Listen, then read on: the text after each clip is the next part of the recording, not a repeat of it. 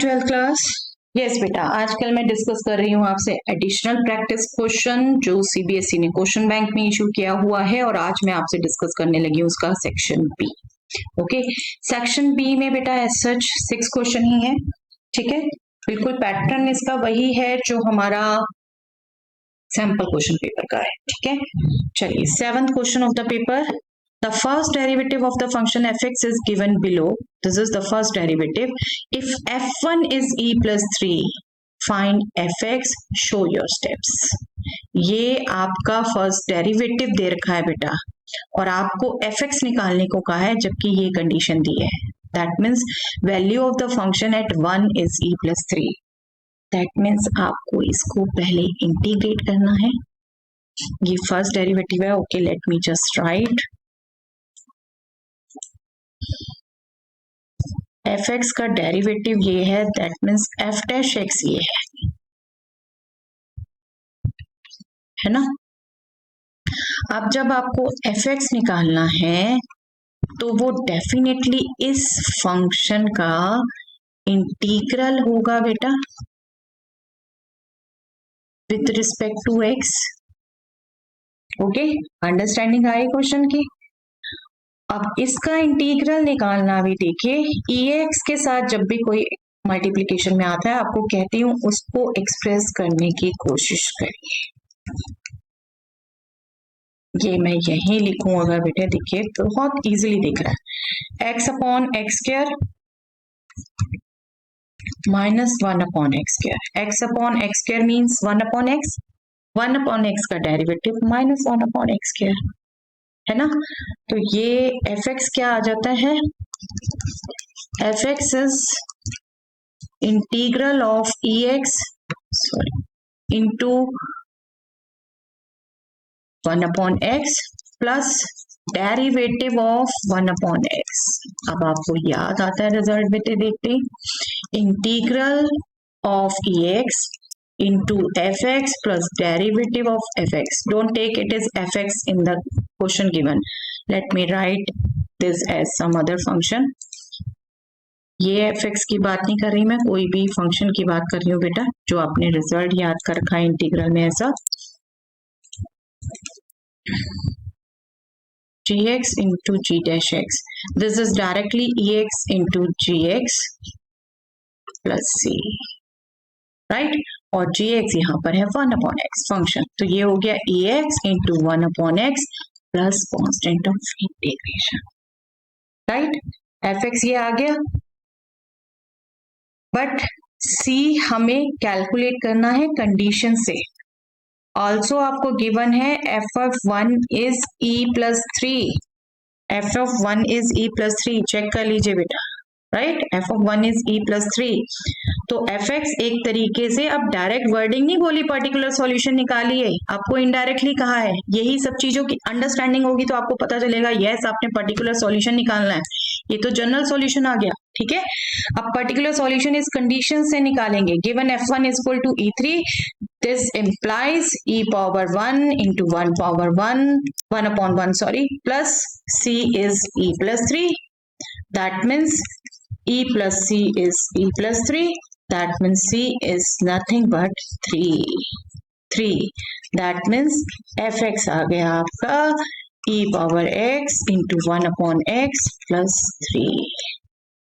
Okay, अब यही बेटा अंडरस्टैंडिंग पूरी होगी कंसेप्ट की तो ये निकालोगे, अदरवाइज तो fx यहीं देख के खत्म कर दोगे आप। तो आपको ये देने का भी तो पर्पस है ना, आपको ये डायरेक्ट वर्डिंग नहीं दी कि पर्टिकुलर सॉल्यूशन निकालना है, आपकी अंडरस्टैंडिंग पे छोड़ा कि यस पर्टिकुलर सॉल्यूशन निकालना है। इसलिए इस पेपर को मैं बहुत लाइन कर रही हूँ कि ये पेपर आपकी एक्चुअल अंडरस्टैंडिंग चेक कर रहा है, एक्चुअल अंडरस्टैंडिंग।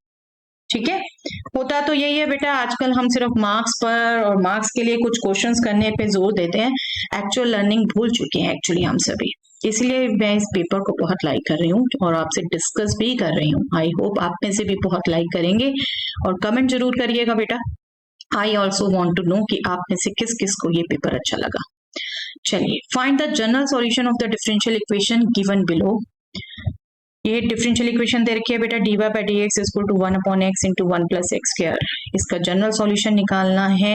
अब यहाँ वर्डिंग यूज किया बेटा, और आपको दिख रहा है बेटा इजिली सेपरेबल इक्वेशन है ना, सेपरेबल है, x की सारी टर्म्स हैं यहाँ पर, dx बस यहाँ ले आइए और इजिली इंटीग्रेट हो जाता है। चलिए करते हैं। गिवन डिफरेंशियल इक्वेशन इज, और इसका जनरल सॉल्यूशन ही कहा है बेटा, dy by dx is equal to 1/x into 1 plus x square. This means dy is 1/x into 1 plus x square dx. Integrate करेंगे दोनों तरफ। कभी भी इसमें विद रिस्पेक्ट टू नहीं लिखते बेटा, क्योंकि जहां dy है वहां y के विद रिस्पेक्ट, और जहां dx है वहां x के विद रिस्पेक्ट इंटीग्रेट हो रहा है, ऑटोमेटिकली क्लियर है। ठीक है, अब लेफ्ट में है बेटा सिर्फ dy, दैट मीन्स 1 का इंटीग्रल है, और राइट में हो गया 1/x into x square plus 1 का इंटीग्रल। 1 का integral with respect to y हो गया बेटा, और राइट में जब आप इंटीग्रेट करेंगे तो इसको, चलिए मैं i ले लेती हूँ बेटा, i प्लस c ले देती हूँ, यहीं पे कांस्टेंट लिख देती हूँ, या लास्ट में भी लिख देंगे, कोई दिक्कत नहीं है। i के लिए अब आपको क्लियर कट दिख रहा है बेटा, 2 फैक्टर हैं डेनोमिनेटर के, दैट मीन्स पार्शियल फ्रैक्शन का मेथड यूज होना है। ठीक है, ये भी क्लियर कट अंडरस्टूड हो जाता है। 1/x, x एक हो गया डेनोमिनेटर में पार्शियल फ्रैक्शन, दूसरा x स्क्वायर प्लस 1।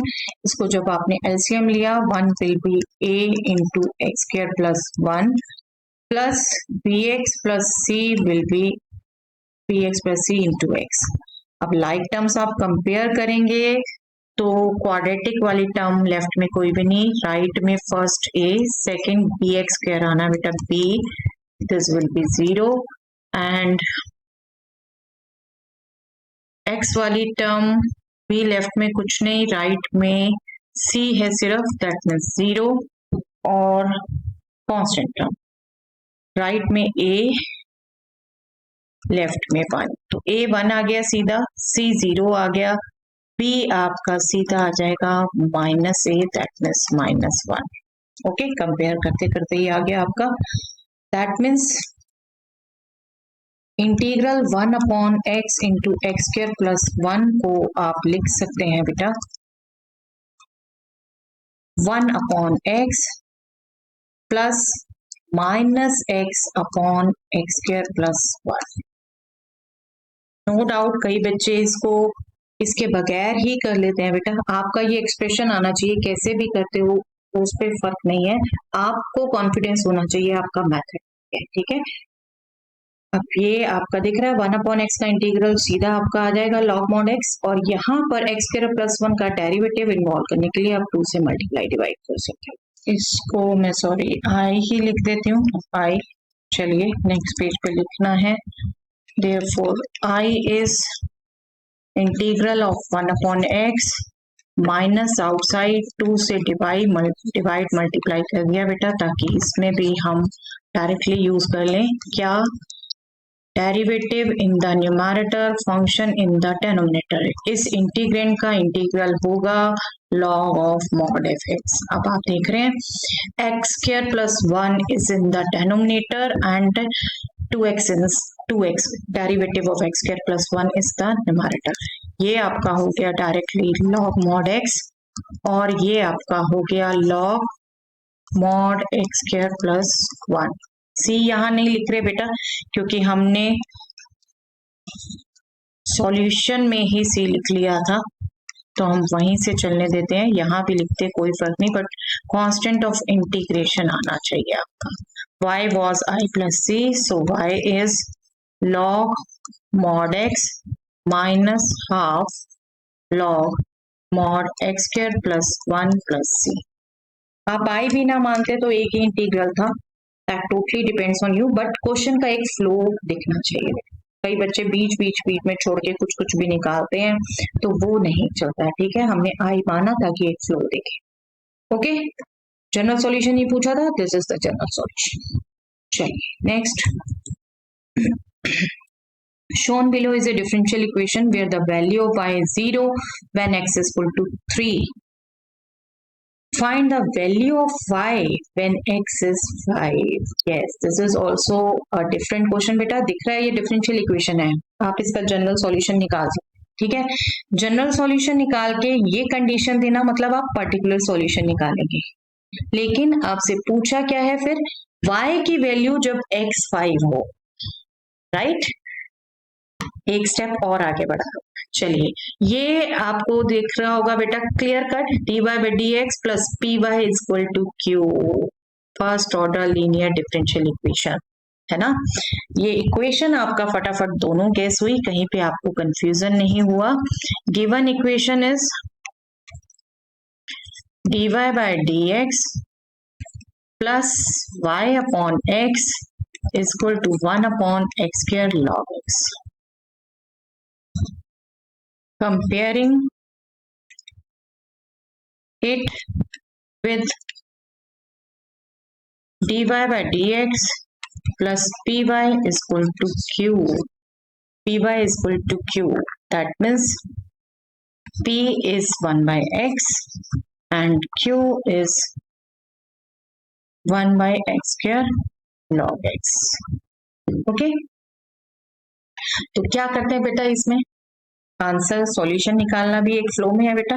सबसे पहले हम इंटीग्रेटिंग फैक्टर कैलकुलेट करते हैं, जिसे हम IFA लिखते हैं शॉर्ट में, e power integral of p with respect to x, that means e power integral of 1 upon x with respect to x, that means e power log x, which can be written as x, right, x। अब हमारा solution क्या होता है, y into integrating factor is equal to q into integrating factor का integral, right. तो solution लिखते हैं बेटा, therefore solution is y into integrating factor is equal to integral q into integrating factor with respect to x plus c। Integrating factor is x, तो ये हो गया x y, integral q was 1 upon x square log x, integrating factor was x, ये x cancel हो गया बेटे। अब देख रहे हैं ये इंटीग्रल भी कितना सिंपल हो गया बेटे। आप सिर्फ इंटीग्रल के लिए इसको मैं लिखूं तो 1 अपॉन एक्स, या फिर एज सच भी ले सकते हैं लॉग x, उसका डेरिवेटिव 1 अपॉन एक्स न्यूमैरेटर में, ठीक है, जो अभी यूज कर रहे हैं हम। देखिए ये मैंने इसलिए आपको बहुत अच्छे से बार बार यूज करवाया बेटा, बहुत सिंपल कर देता है बहुत इंटीग्रेशंस को। यहाँ सब्स्टिट्यूट करेंगे आप, फिर करेंगे, इससे अच्छा ये फॉर्मूला लिखिए डायरेक्ट, इसको यूज करिए। लॉग एक्स डेनोमिनेटर में, उसका डेरिवेटिव 1 अपॉन एक्स न्यूमैरेटर में, तो ये हो गया log of mod log x plus c. Okay, right, ये जनरल सॉल्यूशन आ गया, बट कंडीशन दी थी हमें जहां से पर्टिकुलर सॉल्यूशन निकालना था, y is 0 when x is equal to 3, और हमें y की वैल्यू निकालनी है when x is equal to 5. To remember this, now y is 0 when x is equal to 3. Therefore ये हो गया बेटा 3 into 0 is equal to log of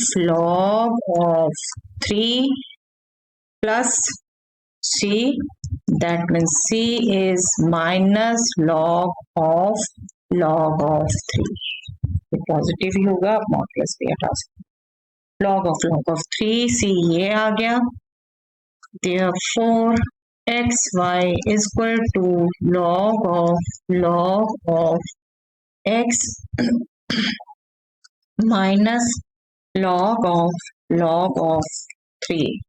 ये तो बेटा पर्टिकुलर सॉल्यूशन आ गया, बट हमें y की वैल्यू पूछी है जब x 5 है, ठीक है, डोंट फॉरगेट दिस।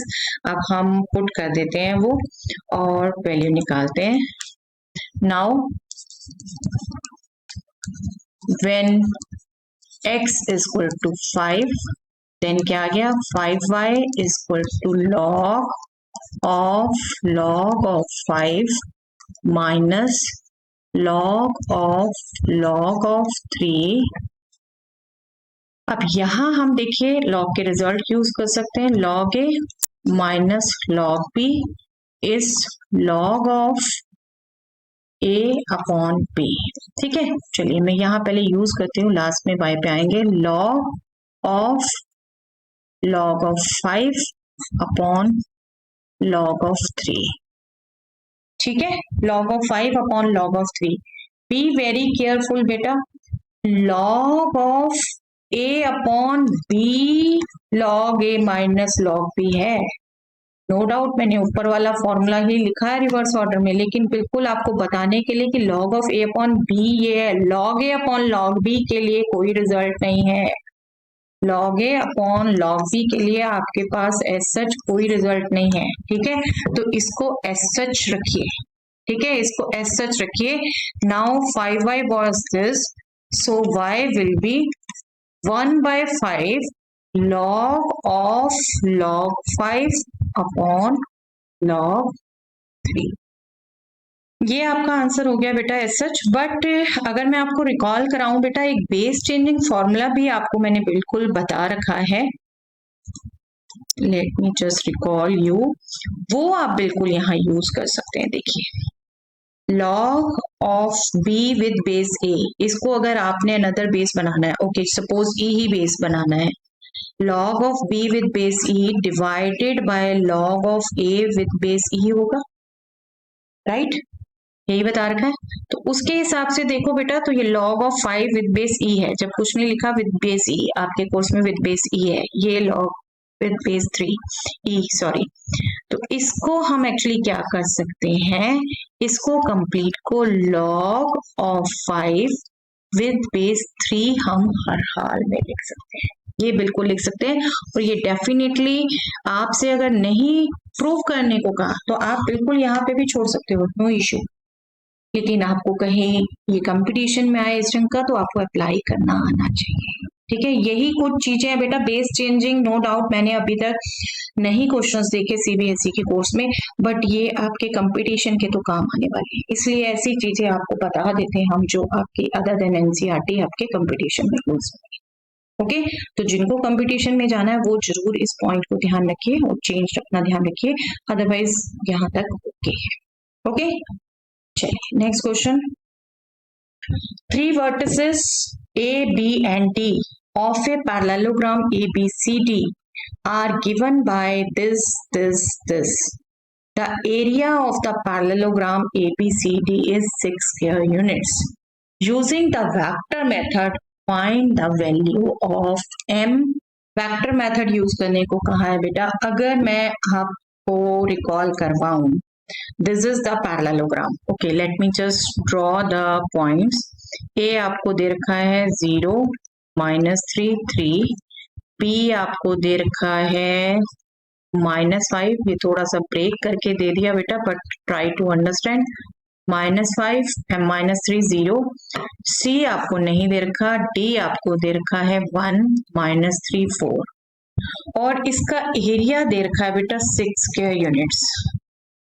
अब वेक्टर मेथड से क्या कहता था वेक्टर मेथड, 2 कंसिक्यूटिव साइड्स, इनका वेक्टर प्रोडक्ट, उसका magnitude, that will be the area of the parallelogram.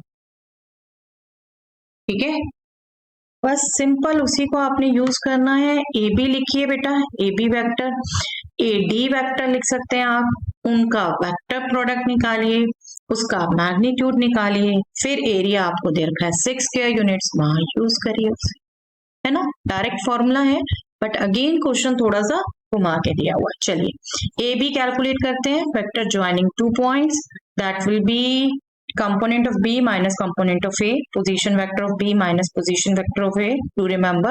और वो component से ही डायरेक्ट निकाल लेते हैं बेटा हम. -5 -0 I. Okay, next y component M -3 -3, that means +3J. 0 मैंने इसलिए फिगर में बना दिया बेटा, फिगर से इजिली फटाफट पढ़ सकते हैं। 0 माइनस 3k, ठीक है। OB पोजीशन वेक्टर मतलब इसके कंपोनेंट के साथ IJ के, OA पोजीशन वेक्टर मतलब इसके कंपोनेंट के साथ IJ के। तो बस आप component of B minus component of A करके, B माइनस A करके सीधा निकाल सकते हैं। और ऐसे ही निकालना चाहिए बेटा, ये सब OB OA लिखने में टाइम नहीं लगाना चाहिए, आपको आना चाहिए ये सीधा निकाल। ये हो गया MJ और ये हो गया माइनस 3k, ठीक है। नाउ AD के लिए D में से A के कंपोनेंट आप सब्ट्रैक्ट करेंगे। 1 minus 0i plus minus 3 minus minus 3 plus 3 plus 4 minus 3k। तो ये हो जाएगा बेटा i प्लस 0j, लिखने की जरूरत नहीं है उसे, प्लस k, ठीक है। अब AB क्रॉस AD कैलकुलेट कर लीजिए। कैसे करते हैं हम? डिटर्मिनेंट फॉर्म में, फर्स्ट रो IJ के, सेकेंड रो AB के component -5 M -3, third row AD के कंपोनेंट 1 0 1। ओके, इस वेक्टर को कैलकुलेट कर लीजिए। I into M -0 -j, this will be -5 plus 3 plus k, this will be 0 minus M. That means Mi plus 2j minus mk। Okay, cross check कर लीजिए बेटा एक बार बिल्कुल। m -0 -j -5 plus 3 k 0 minus m, बिल्कुल ठीक। m2 minus m, ठीक है। तो अब इसका मैग्नीट्यूड आपका एरिया ऑफ द पैरेललोग्राम होगा, जो कि आपको 6 के यूनिट्स दिया है, ठीक है। Now area of parallelogram ABCD is 6 square units. That means magnitude of AB cross AD जो आया हमारा mi plus 2j minus mk, this will be square root of, this is mi m square, 2j 2 square minus mk, that means minus m square, this is square 6 sorry, and square कर दिया, m square plus 4 plus m square, 6 square is 36, that means 2m square is 36 minus 4, that means 32, that means m square is nothing but 32 by 2, that means 16, that means m is nothing but plus minus 4। Okay, m पर देख लीजिए कोई condition तो नहीं थी, find the values of m। कई बार यहाँ पर भी कंडीशन दे सकते हैं, only positive value of m या ऐसे कुछ, तो आपको वो फॉलो। m की वैल्यूज आ गई और यही आपका आंसर है, आपसे यही पूछा था। ओके, तो आपकी अंडरस्टैंडिंग बहुत जरूरी है बेटा। यस, नेक्स्ट क्वेश्चन इसी के ऑप्शन में है बेटा। R and S are unit vectors if R plus S is equal to √2, find the value of 4R minus S dot 2R plus S। yes, dot product निकालना बेटा, आप इसको ध्यान रखो, अगर जब डॉट प्रोडक्ट करोगे R डॉट R, ठीक है, वो तो मैग्नीट्यूड R स्क्वायर हो जाएगा, यूनिट वेक्टर है 1। R dot S, S dot R commutative होता है, बट R डॉट S आपको पता होना चाहिए, है ना। S डॉट S ये भी चलिए यूनिट वेक्टर है 1, पता चल जाएगा, ठीक है। तो R डॉट S तो पता होना चाहिए। Also find the angle between R and S। Okay, R and S unit vector है तो उनका इसके लिए भी डॉट प्रोडक्ट पता होना चाहिए, वो हम यहीं से निकाल सकते हैं। और आई थिंक आपको ये एक्सप्रेशन देख के याद आ गया होगा, हम इसको बहुत बार यूज कर चुके हैं। हमें magnitude of sum of two vectors दे रखा है और हमें R डॉट S निकालना है, तो सिंपली हम स्क्वायर करते हैं इसका, R plus S square √2 square, that means 2, and now this will be मैं अब सीधा अलजेब्रिक आइडेंटिटी यूज कर रही हूँ बेटा, magnitude R square plus 2 R vector dot S vector plus magnitude S square, और मैग्नीट्यूड आर एस क्यूब 1 है, R and S unit vector दे रखे हैं बेटा। ठीक है, वेक्टर साइन कई बार बच्चे भूल जाते हैं बेटा, वो ध्यान रखिए, जरूर लिखिए, R and S are unit vectors. Vectors में जब आप वेक्टर साइन ही नहीं लिख रहे तो फिर कैसे वेक्टर हुए, है ना। ये हुआ 1 + 1 2, 2 माइनस होगा राइट में जाके तो 0, that means r dot s dot product of r and s is also 0. Okay, अब आप कैलकुलेट कर सकते हैं 4r minus s dot 2r plus s।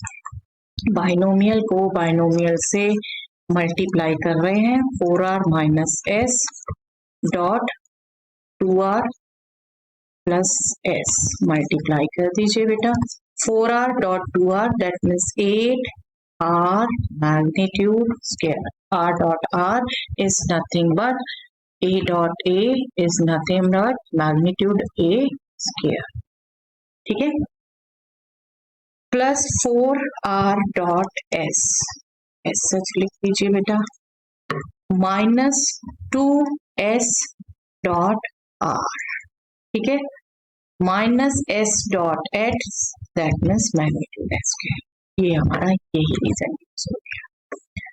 चलिए, magnitude r is 1, r dot s is 0, and because s dot r is same as r dot s, dot product is commutative and this is 0, तो ये भी 0 आ गया आपका बेटे, -2 into 0 minus ये हो गया 1, ओके, तो ये 0, 8 minus 1 दैट मीन्स 7, इसकी वैल्यू आ गई आपकी 7। सेकंड में आपसे पूछा था angle between R and S, है ना, कंफर्म कर लिया हमने, angle between R and S, सीधा फॉर्मूला लिख सकते हैं आप, नाउ एंगल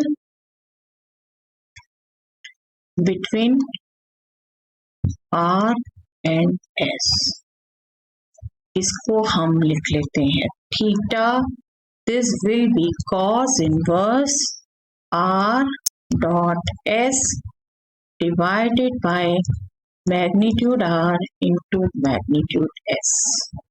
आपको रिकॉल करवा देती हूँ बेटा result, A dot B is nothing but magnitude A into magnitude B into cos theta, ठीक है, इसको यूज किया आपने सिंपली, बस पुट कर दीजिए, theta will be cos inverse r dot s is 0, magnitude r is 1, magnitude s is 1, cos inverse 0 is nothing but 90 degree, ठीक है, π/2 90 कुछ भी गया, ओके, दोनों वैल्यू निकल चुकी जो हमसे पूछी थी। चलिए next, the vector form of equations of two lines and L1 and L2 are these, show that L1 and L2 are skew lines। Skew lines बेटा आपको बात की हुई है, क्लियर कट बहुत अच्छे ढंग से समझाया था, skew lines in the space are such lines which are neither parallel nor perpendicular, right.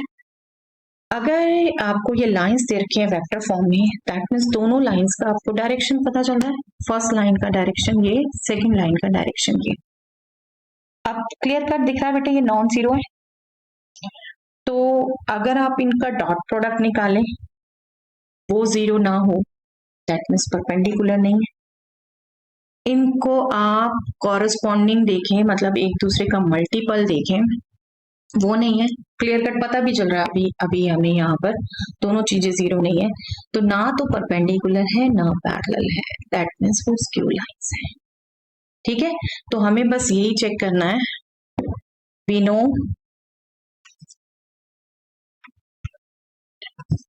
two lines in space are called skew lines if they are neither parallel nor perpendicular. They are neither parallel nor perpendicular. Okay तो आपने basically perpendicular and parallel दोनों नहीं है ये दिखाना है. Okay चलिए देखते हैं आप line. Okay A B vector दे देते हैं, डायरेक्शन से ही करना हमने. Direction vector of L1 is, line L1 is, ये लिख देती हूँ बेटा इसे हम, ये वेक्टर डायरेक्शन वेक्टर है फर्स्ट लाइन का, -2j प्लस k. और direction vector of second line L2 is, इसको मैं नाम दे देती हूँ P. This is I -2k. चलिए सबसे पहले पैरेलल के लिए देखते हैं बेटा. कंपोनेंट वाइज अगर देखो आप, यहाँ I कंपोनेंट 0, यहाँ 1, पहला ही दिख रहा है आपको, प्रोपोर्शनेट नहीं है बेटे. यहाँ -2, यहाँ 0, 1/-2. बट अगर वेक्टर फॉर्म में लिखो क्लियरली, दोनों एक दूसरे के मल्टीपल नहीं है. For any lambda, any real number, ठीक है. या लिखना चाहे बिल्कुल आप लिख सकते हैं 0 divided by 1 -2 divided by 0, 1 divided by -2. These are not equal. बिल्कुल ये भी लिख सकते हैं, ठीक है. कोफिशिएंट ij के आप चेक कर सकते हैं. That means A is not parallel to B, right? And direction vectors parallel नहीं है, तो that means line भी parallel, sorry L2 lines भी parallel नहीं है, ठीक है. parallel नहीं है. अब चेक कर लें हम perpendicular. A vector dot B vector product calculate करेंगे बेटा. एक बार रिकॉल कर लें. ए बी -2j प्लस के, I -2k, -2j plus k dot I -2k.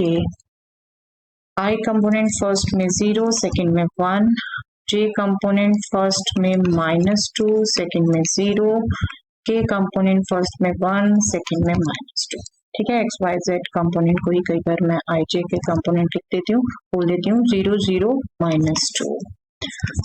Clearly not 0, not 0 है. That means A is not perpendicular to B. जब A B के perpendicular नहीं है, डायरेक्शन वेक्टर परपेंडिकुलर नहीं है, दैट मीन्स लाइंस भी आपस में परपेंडिकुलर नहीं है. That means L1 and L2 are neither parallel nor perpendicular, ठीक है. और स्पेस में है वो तो क्लियर कट पता चल रहा है. तो ये स्क्यू लाइंस हो.